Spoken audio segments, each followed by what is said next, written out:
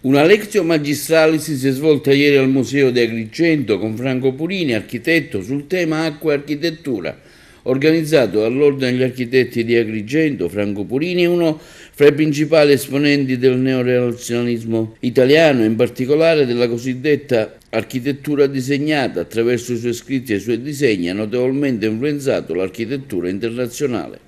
Oggi abbiamo il piacere e l'onore di ospitare un grande dell'architettura degli ultimi 50 anni, dell'architettura italiana, Franco Purini, che conosciamo bene qui in Sicilia perché ha progettato una serie di opere in occasione della ricostruzione della città di Gibellina e di altri centri urbani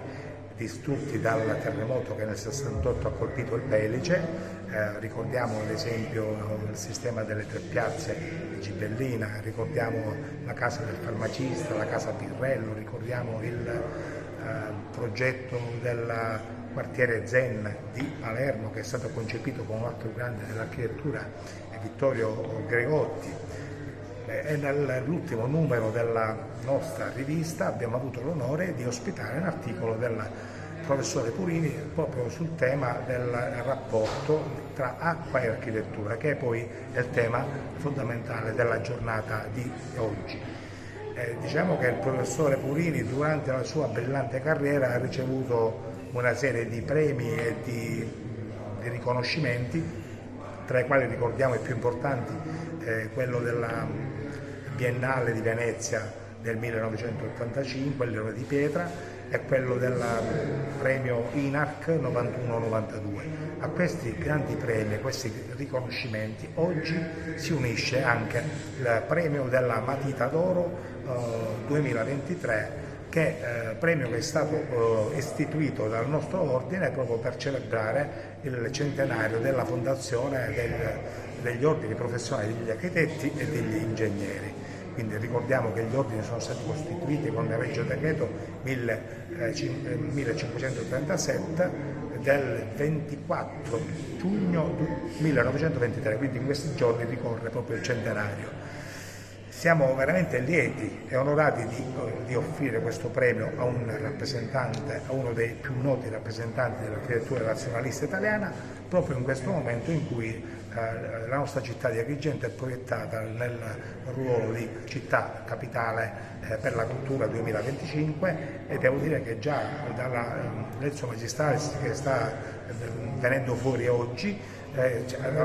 stiamo carpendo nuovi stimoli, nuovi input che possono essere utili anche per gestire la fase in cui la città di Agrigento si avvicina al 2025, anno in cui dovrà svolgere il ruolo di capitale italiana per la cultura. È sempre molto interessante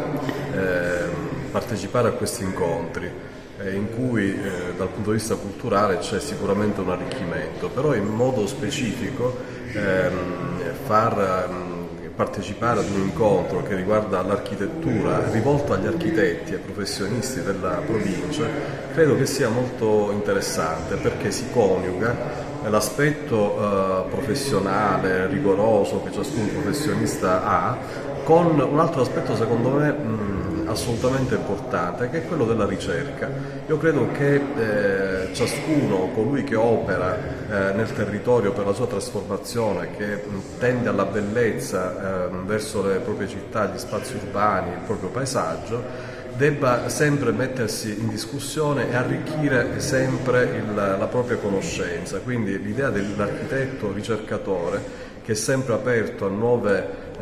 dinamiche culturali e mette sempre in discussione le proprie idee e il proprio modo di progettare, credo che sia veramente molto interessante. In questo l'Ordine, devo dire, che sta facendo molto, e l'Università darà sempre un contributo affinché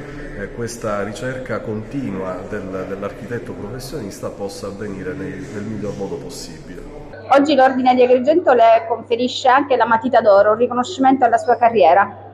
Guardi, non sapevo nulla e quindi mi fa molto piacere sapere di questo dono che mi dà l'Ordine degli Architetti di Agrigento, al quale, lo dirò prima di dirlo fra un po', sono molto grato. Per un architetto ricevere